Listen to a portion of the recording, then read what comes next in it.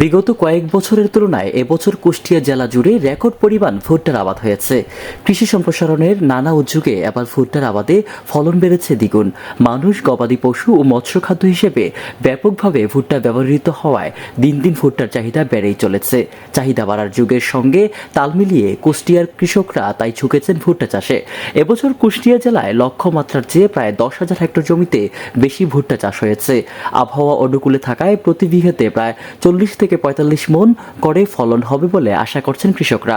যদি যে খরচ করেছে যে ই করেছে তাতে মোটামুটি এবার ফলনটা ভালো, এবার ভুট্টাটা হয়তো ভালো। আর একটা যদি বৃষ্টি হইতো তাহলে পরে আরও হইতো 40 মণ পার হবে কেন, কিন্তু 40-50 মণ আমরা ধরা 50 মণ গতবার আশা করেছিলাম কিন্তু হয়নি। এবার মনে করলাম হইবি, কিন্তু এবার মনে হয় অতটা হবে না। এবার 40-45 মণ করে বিঘে হইতে হবে।